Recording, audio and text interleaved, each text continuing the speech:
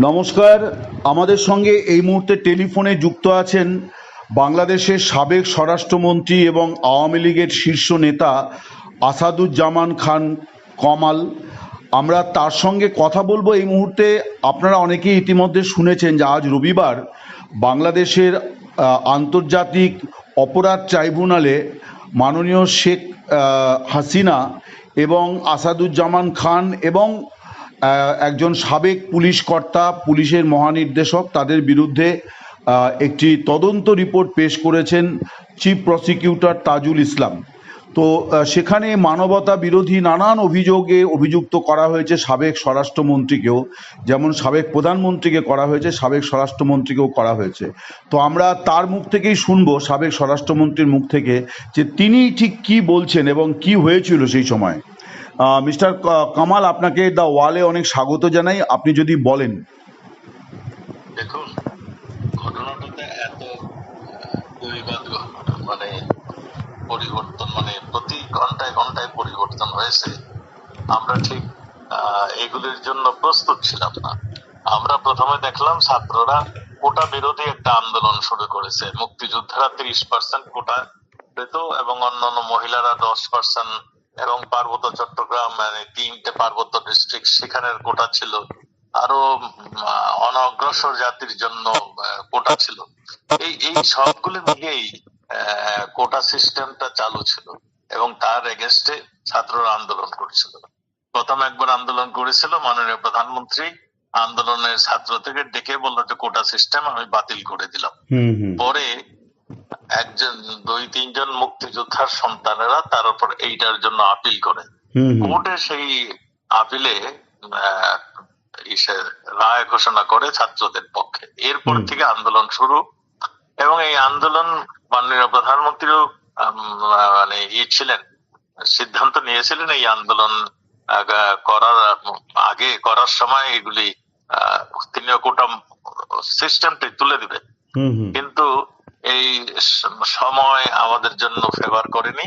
আমাদের হয়তো কিছুক্ষণ সময় লেগেছিল, এবং আমাদের যে পলিটিক্যাল পার্টি সে তার প্রতি আমাদের মানে একটু নজর একটু কম ছিল। সব মিলিয়ে ঝুলেই একটা ঘটনাটা মানে কোটা আন্দোলন থেকে পরিবর্তিতে মানে এক দফা আন্দোলন চলে আসলো। কোটা আমরা কিন্তু মাননীয় প্রধানমন্ত্রী কিন্তু স্বীকার করে গিয়েছিলেন যে কোনো কোটা থাকবে না, ইনক্লুডিং মেয়েদের কোটাও থাকবে না, সব কোটা বাদ। তারপরেও তারা কিন্তু থামেনি, তারা চলে আসছিল সরকার পতন আন্দোলন। সরকার পতন আন্দোলনের জন্য জামাত ইসলাম একটা ডেডিকেটেড ছিল। তারা দীর্ঘদিন, আপনারা জানেন, পাকিস্তান যখন বিরুদ্ধে আমরা যখন যুদ্ধ করি তখনও এই জামাত ইসলাম আলবদর বাহিনী, রাজাকার বাহিনী তৈরি করে পাকিস্তানি বাহিনীকে মানে করেছিল, মানে মদত করেছিল। ঠিক, জি। তারাই এখন আমরা দেখলাম তা মানে যারা নাকি আমাদের স্বাধীনতা বিরোধী ছিল, স্বাধীনতার বিপক্ষে ছিল, তারা শুধু জাতীয় এবং আন্তর্জাতিক ভাবে যারা বিরোধী ছিল তারাই দেখলাম তাদেরকে ডেকে নিয়ে আবার একটা মোর্চা করে, একটা ষড়যন্ত্র করে, এবং এই নোবেল লরিয়েট ইউনুসকে সামনে এনে দাঁড়া করিয়ে দিল। এরপরে যে ঘটনাগুলি আপনারা সবাই দেখেছেন, পুলিশ তাদের জীবন রক্ষার্থে, তারা তাদের থানার অস্ত্র রক্ষার্থে, আমাদের জেলখানা তাদের বন্দীদের রক্ষার্থে তারা বাধ্য হয়ে মানে তাদের সেলফ ডিফেন্স কিংবা তাদের অস্ত্র রক্ষার্থে তারা মানে শেষ পর্যন্ত যেটা ইউজ করতে হয় সেটা করেছে। এতে ক্ষয়ক্ষতি হয়েছে, এতে জানা কিছু রক্ত ঝরেছে, এবং যেই সমস্ত রক্ত ঝরেছে এটা সবগুলোই এই হয় থানা লোড করতে গিয়েছে কিংবা কিংবা এমন কিছু কর্মকাণ্ড করছিল তখন জানমালের নিজেকে রক্ষা করতে পুলিশ গুলি করতে বাধ্য হয়েছিল। ঘটনা ঠিক এরকমই হয়েছিল। এখন এগুলিকে নানাভাবে নানা কৌশলে এগুলিকে সাজিয়ে মানে মাননীয় প্রধানমন্ত্রীর নামে, এবং আমি যেহেতু আমি হোম মিনিস্টার ছিলাম, আমার নামে এবং পুলিশের যিনি প্রধান তার নামে এই এই মানে ঘটনাগুলো কিন্তু শুধু পুলিশ একা করেনি। কারফিউ যখন দেওয়া হয় তখন বিজিবিও ছিল, আর্মিও ছিল, এবং আনসারভাইংও ছিল। কাজেই শুধু পুলিশের উপরে যদি বলা হয় তাহলে এই জিনিসটাও মনে হয় ঠিক হবে না। আমি আমি যেটা বলতে চাই, এটা সম্পূর্ণ সেলফ ডিফেন্স, সম্পদ রক্ষার্থে এবং জানমালের রক্ষার্থে পুলিশ বাধ্য হয়ে শেষ অস্ত্রটি ইউজ করেছে। এখানে কেউ নির্দেশ দিতে হয় না, পুলিশের আইনেই এটা তাদেরকে সেই ক্ষমতা দিয়ে দেওয়া হয়েছে যে তারা সেলফ ডিফেন্স, সম্পদ রক্ষার্থে তাদের তারা ফায়ার ওপেন করতে পারবে। শেষ অস্ত্রটাই হলো তাদের এটা। এখানে সেই জন্যই কিছু ক্ষয়ক্ষতি হয়েছে। এইখানে যতগুলো মানুষ হত হয়েছে কিংবা হত্যা হয়েছেন, এর মধ্যে শুধু যে বিদ্রোহ যারা করেছেন তারাই নয়, ছাত্র সংখ্যা তো যথেষ্টই কম, অন্যান্য যারা ছিল তারা এই সংখ্যায় জড়িত হয়েছে। এবং এখানে ছাত্রলীগের ছেলেরাও মানে হত হয়েছেন, এখানে আওয়ামী লীগের ছেলেরাও হত হয়েছেন। তা সব মিলিয়ে পুলিশ হত হয়েছেন। পুলিশের সংখ্যাটা কিন্তু এখনো সঠিকভাবে আনয়ন করে নাই। এক জায়গায় ধরেন সিরাজগঞ্জের এক জায়গায় 13 পুলিশকে মানে পিটিয়ে হত্যা করেছেন, যাত্রাবাড়িতে পুড়িয়ে হত্যা করেছেন, বিভিন্ন জায়গায় পুলিশ হত্যা করে আবার ফ্লাইওভারে ঝুলিয়ে রেখেছেন লাশ। এই দৃশ্যগুলিও দেখেছেন। কাজেই আর যত পুলিশের অস্ত্র শস্ত্র লুট করে নিয়ে গেছেন, এখন অস্ত্রগুলি তাদের হাতেই রয়েছে।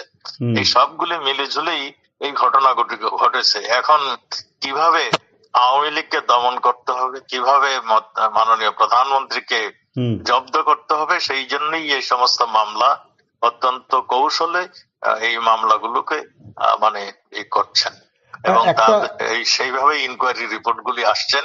সেখানে আমাদের উকিলকেও যেতে দেওয়া হয় না, আমাদের কেউ ওখানে যেতে দেওয়া হয় না। একটা প্রশ্ন আমি করছি, মানে এতগুলি মানুষ, প্রায় 450-500, মানে যে যদি মূল ফিগারটাকেই ধরি, মানে এত মানুষকে পুলিশ হত্যা করলো, তাহলে পুলিশের কি বা সরকারের তরফে কোনো নির্দেশ? আপনি তো স্বরাষ্ট্রমন্ত্রী ছিলেন, মানে আপনি কোনো নির্দেশ দেননি আপনি বলছেন? আমাদের কোনো নির্দেশ দেওয়ার তো প্রয়োজন হয় না। আচ্ছা, আমাদের পুলিশের উপরে যেই মানে এটা ছিল, আমরা কি ওইখানে যে দাঁড়িয়েছিলাম যে গুলি শুরু করুন, এটা তো যারা অধিনায়ক ব্যাটেল ফিল্ডে তো দেখেন আর্মির যে যিনি কমান্ডিং অফিসার তিনি করেন।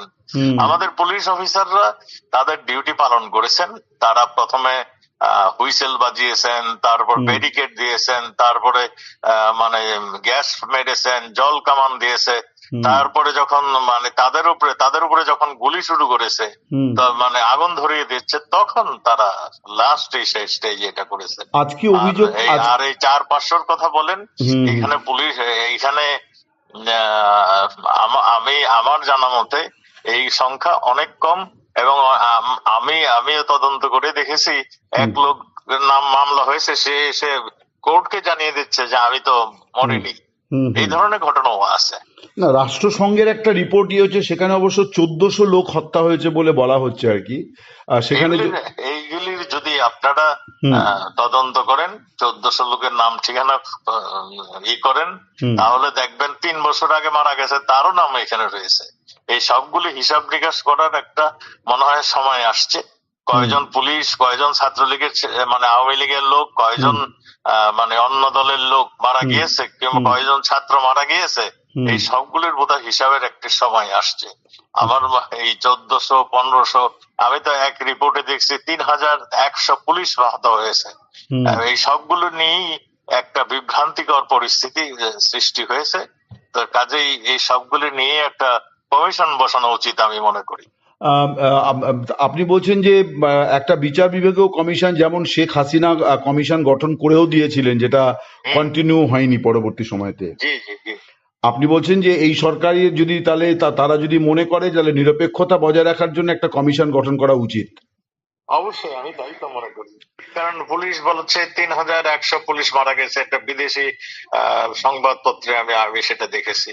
আবার পুলিশ কেউ বলতেছে 500, কেউ বলতেছে 1000, কেউ বলতেছে আবার সরকারি ভাবে বলতেছে আরো কম। আর আমাদের আওয়ামী লীগের নেতা কর্মী যারা মারা গেছে তাদের সংখ্যাও প্রায় 400-500 কম নয়। তারপরে তাদের বাড়িঘর লুণ্ঠন, তাদের ব্যবসা বাণিজ্য পুড়িয়ে দেওয়া, এই সবগুলো তো ক্রাইমের অন্তর্ভুক্ত। আপনারা দেখেছেন 5 তারিখের পরে যে সমস্ত ক্রাইম হয়েছে তাকে ইন্ডিমিনিটি দিয়ে দেওয়া হয়েছে।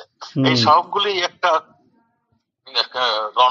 এই কৌশল ছিল, যেটা নাকি মাননীয় প্রধান উপদেষ্টা তিনি পরিষ্কার করে বলেছেন এটা মেটিকুলাস একটা ডিজাইন ডিজাইন ছিল, বলেছেন উনি। সেই ডিজাইনটাই বাস্তবায়ন করেছেন।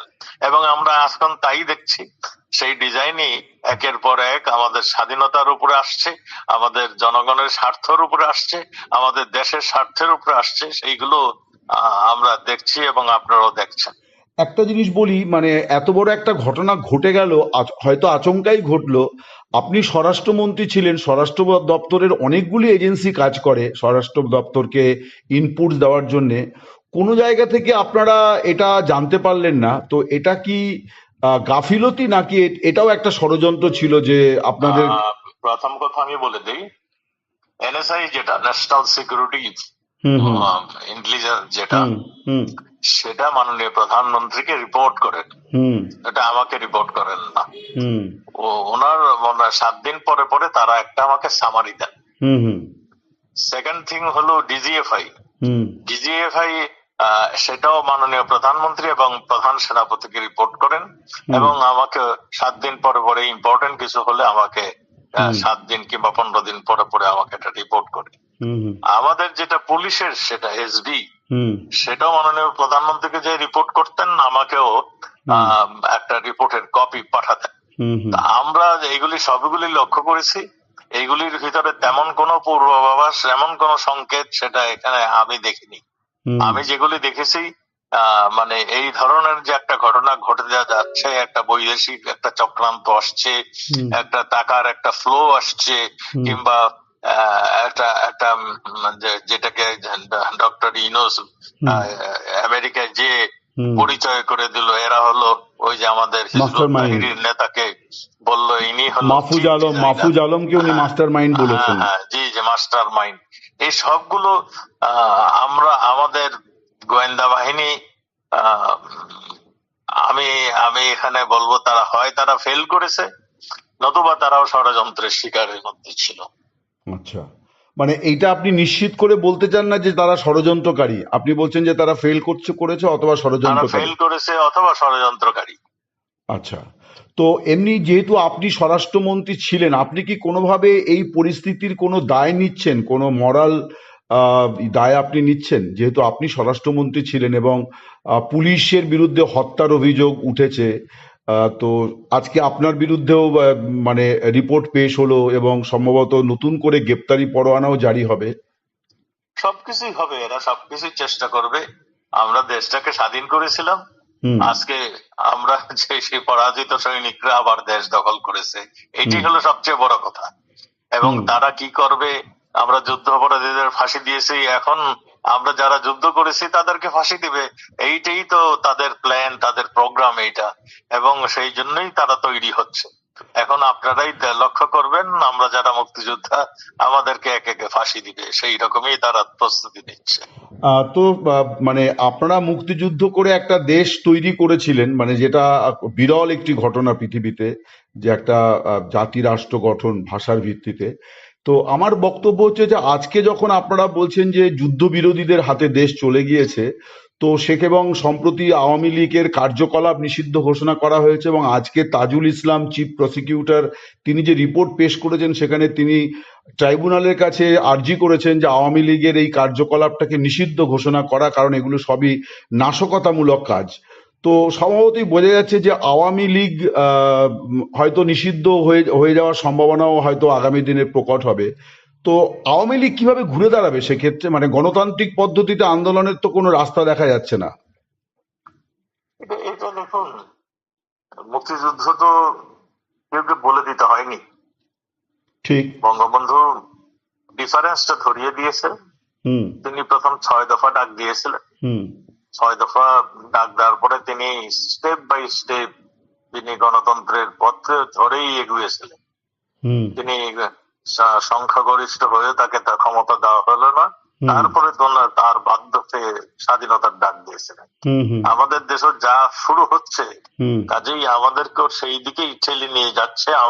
আমার কাছে সেটাই মনে হয়। আপনার প্রশ্ন ঠিক সেই রকমই আপনি ইঙ্গিত দিচ্ছেন। আমার প্রশ্ন আমি আর একটু স্পষ্ট করে বলি, বঙ্গবন্ধু বলেছিলেন শেষ ডাক, যার হাতে যা আছে তাই নিয়ে নেমে পড়তে হবে, এক মানে একজনও পাক সেনা বাংলাদেশের মাটিতে থাকা পর্যন্ত তাদেরকে তাড়াতে হবে। রাইট। তাহলে তো সেটাই আমি বলছি। সেই সময়টা মানে তারা যদি মনে করে যে আওয়ামী লীগ কিছুই নেই, আওয়ামী লীগ এই দেশ স্বাধীন করেছে, মানে ভাষার জন্য প্রাণ দিয়েছে, প্রত্যেকটা আন্দোলনের জন্য আওয়ামী লীগ নেতৃত্ব দিয়েছে, বাংলাদেশে অত্যাচারের বিরুদ্ধে আওয়ামী লীগ নেতৃত্ব দিয়েছে, এবং একটা মানে সুন্দর বাংলাদেশ তৈরি করার জন্য নেতৃত্ব দিয়েছে। কাজেই আওয়ামী লীগ বসে থাকবে এই কথা যদি চিন্তা করে কেউ, তাহলে তারা বোকার স্বর্গে বসবাস করেন। আওয়ামী লীগ অবশ্যই এখন যে ট্রমাটাইজড হয়ে গিয়েছে, আমাদের সিম্পল কর্মী তার বিরুদ্ধে মামলা, আমাদের ক্যাপাসিটি ছিল 80,000 এই যে প্রিজনে বন্দি ধরার, এখন আছে 1,26,000। আমার মধ্যে মনে হয় কিছু দিনের মধ্যে এটা 2 লাখে পরিণত হবে। কাজেই এই এই যে ধরছে, কোনো জামিন দিচ্ছে না, মানে কোর্টে গেলে আমাদের উকিল সাহেবদেরকে বেজ্জতি করে কোর্টের থেকে পাঠিয়ে দিচ্ছে, যারা মুক্তি পাচ্ছে জেলখানার গেইটে তাদের ধরে পিটানো হচ্ছে। এইটা তো আর বেশি দিন চলতে পারে না। ধৈর্যের একটা সীমা আছে, সেই সীমা রেখাটা মনে হয় এরা অতিক্রম করছে। কাজেই আপনি যেগুলি বলছেন, আমরা বঙ্গবন্ধুর সৈনিক, বঙ্গবন্ধু দেশকে স্বাধীন করে গেছে, এ দেশের মানুষ এখনো ভুলে নাই। কাজেই আমি মনে করি এ দেশের মানুষ ঘুরে দাঁড়াবে। আর এই সমস্ত অত্যাচার মানে আপনি যা বলছেন, পরিস্থিতি যে জায়গায় গেছে এবং আপনি যা কমিটমেন্টের কথা বলছেন, তাতে তো আরেকটা মানে অস্ত্র হাতে গেরিলা যুদ্ধের দিকে এগোচ্ছে। এখন তাদের হাতে যে সমস্ত অস্ত্র রয়েছে, এগুলি যদি আমাদের এই নিরাপত্তা বাহিনী বলুন, আমাদের সামরিক বাহিনী বলুন, এরা যদি কালেকশন না করে, তাহলে তো আমরা যখনই আমরা ঘরের থেকে বের হবো তারা গুলি করবে। কাজেই এখন প্রশ্নই আসে, তাহলে আমরা বসে থাকবো? আমাদের হাতে ওই যে বঙ্গবন্ধু বলছিলেন, যাতে যা কিছু দা বঠি যা আছে তাই নিয়ে বের হয়ে যাবে আমাদের মানুষ। তার মানে আপনি বলছেন যে দেশকে মুক্ত করার জন্য আওয়ামী লীগ আরেকটা মুক্তি সংগ্রাম করতে? আমি এটা এখনো বলি নাই, আমরা এখনো ধৈর্য ধরে আছি। আমরা শেষ মুহূর্তে বঙ্গবন্ধু যেমন ধাপের পর ধাপ আন্দোলনকে এগিয়ে নিয়ে গিয়েছিলেন, আমরাও ঠিক সেই রকম ভাবে আমরা শেষ মুহূর্ত পর্যন্ত আমরা অপেক্ষা করছি। আমরা তারপরে আমরা বসে থাকবো না। ওই বঙ্গবন্ধু আমাদের শিখিয়েছে, রক্ত যখন দিয়েছি আরো দিব, এই দেশকে মুক্ত করে সারবো ইনশাআল্লাহ। 7ই মার্চের ভাষণ, জি, আপনাদের সেটাই এখন পাথেয় আপনি বলছেন। আপনি একটা কথা বলছিলেন যে আপনাদের আইনজীবীদের দাঁড়াতে দেওয়া হচ্ছে না। আপনারা কি এই বিচার ব্যবস্থাকে গ্রহণ করছেন না বর্জন করছেন? আমি যেখানেই যাচ্ছি সেখানেই আপনাদের মতন সাংবাদিকদের, অন্য কোনো বিদেশি নাগরিকদের দেখা হলে আমি এইটাই রিকোয়েস্ট করি, আমাদের জন্য যদি কিছু আপনাদের করণীয় থাকে, আমাদের জুডিশিয়ারি সিস্টেমটাকে নিউট্রালাইজ করে দিন। জুডিশিয়ারি সিস্টেমে যে আমাদের মানুষগুলো বিচার পায়, সেই ব্যবস্থাটা করুন। এই ট্রাইব্যুনালকে কি আপনারা গ্রহণ করছেন না বর্জন করছেন? এই যে ট্রাইব্যুনালের বিচার, আমরা অবশ্যই বর্জন করছি। আমরা সেই জন্যই তো বলছি, জুডিশিয়ারি সিস্টেমটা করাপ্ট হয়ে গিয়েছে, একপেশে হয়ে গেছে, দুর্নীতিবাজ হয়ে গিয়েছে। মানে জজ সাহেবরা মানে ওই ইঙ্গিত না পেলে কলম ধরেন না, ইঙ্গিত পেলেই কলম ধরেন, আর না হলে বসেই থাকেন। আপনারা নিজেরও যে লক্ষ্য করেছেন নিশ্চয়ই, কোন সাংবাদিক কোনো কথা বলতে পারে? কোন সাংবাদিক এখন পর্যন্ত এই সরকারের বিরুদ্ধে কোনো কথা বলেছে? কাজেই এগুলি সবই আপনারা দেখেছেন। বেশ, অনেক ধন্যবাদ আপনাকে। আপনি ভালো থাকুন। আপনিও ভালো থাকুন। আমাদের সবারই হয়েছে মুশকিল। এরা এতই ভয়ানক, এরা এতই নৃশংস।